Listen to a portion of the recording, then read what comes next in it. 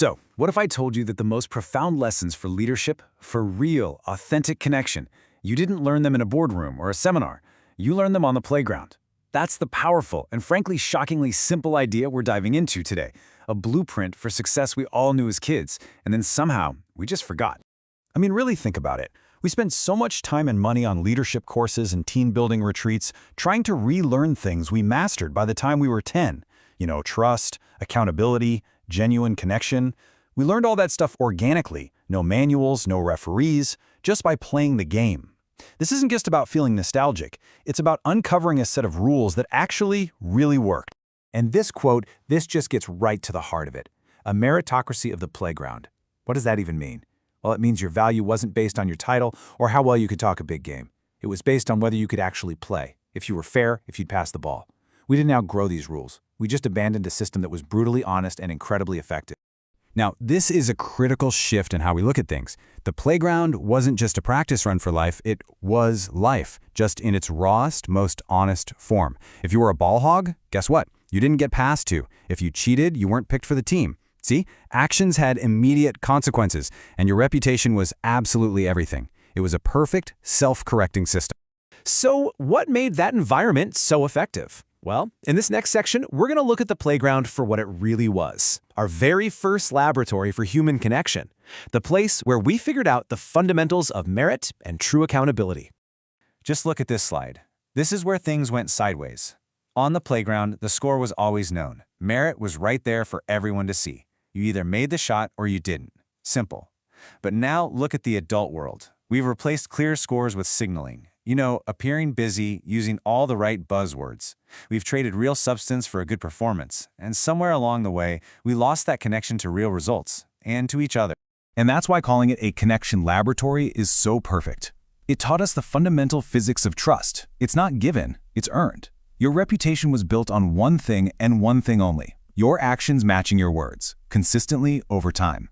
That's the bedrock of any real relationship, whether it's personal or professional. So here they are, the 5 core principles that ran that whole world. Connect just meant share the ball. Today, we call that collaboration. Communicate meant say what you mean and mean what you say. That's radical candor. Elevate others. Earn respect. Compete. Come on, these aren't childish rules. They are the timeless laws of effective teams, and they're just as relevant in an office as they were on the blacktop. But hold on, before you can even begin to apply these principles with other people, there's a really critical first step. It all starts with your inner game. You just can't connect with the outside world if you're disconnected from yourself. Dr. Stephen Covey, of course, captured this perfectly. Private victories precede public victories. We've all felt this, right? You can't lead a team, you can't inspire your family, you can't win the game if you're at war with yourself. Real, lasting success is always an inside-out job. I love this metaphor of self-connection is oxygen. It's not a luxury, it's essential for survival. Without it, you can't lead, you can't connect, you can't elevate anyone. Trying to lead without self-awareness is like trying to run a marathon while holding your breath. It's just not going to work. It is the fuel for every other principle we're talking about. Now here's a fascinating and really practical tool. Remember on the playground, nicknames were earned? They defined you. Well, the suggestion here is to give yourself a nickname. It's a private contract, it's not for other people, it's a daily reminder for you of the person you've committed to being and the game you've decided to play. Okay, so we have all these powerful ideas. How do we turn them from a philosophy into a practical playbook for life? This next part is all about putting that wisdom into action. Let's talk about rebounding, and not just in basketball. It's a life skill. It's this preemptive mindset where you're not just grabbing a missed shot, you're positioning yourself to recover from failure before it even happens. And then you have the drive to turn that setback into your next great opportunity. The legendary coach Pat Riley said it all. No rebounds, no rings. In basketball and in life, you are going to miss shots. That's a given. The question isn't if you'll fail, it's how quickly and how effectively you recover. Without that resilience, those championship rings, whatever your big goals are, they're always going to be just out of reach. And this is the practical core of the whole thing, a tool for turning what you want into what you do. And its origin is incredibly powerful. These 4 questions come from Dr. Edith Eger, a survivor of Auschwitz.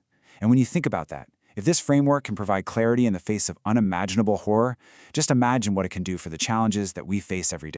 So all of this really brings us to the ultimate question that sits at the very heart of the playground principles. And it's not about learning something new, it's about remembering something that you already know. This is the uncomfortable question, isn't it? If these playground rules were so simple and so effective, why did we trade them in? Why did we abandon something that works so well for the complicated and often ineffective systems we navigate as adults? And this quote from former FBI negotiator Chris Voss just connects all the dots. Your communication system is perfectly designed to give you the outcomes you're achieving. Let that sink in. The results you're getting in your life right now are not an accident. They are the direct product of the systems, the rules, that you're currently playing by. And ultimately, that's the profound power of the playground principles. The wisdom we're all searching for isn't hiding out there in some new book or seminar. The truth is, it's a wisdom we already possess. The goal here isn't radical change. It's simple remembrance. So, this is the final challenge. Your current game is perfectly designed for the results you're getting right now. But you know there's a simpler, more effective set of rules. Rules you've known all along. The only question left is, what's your next play? The ball's in your court.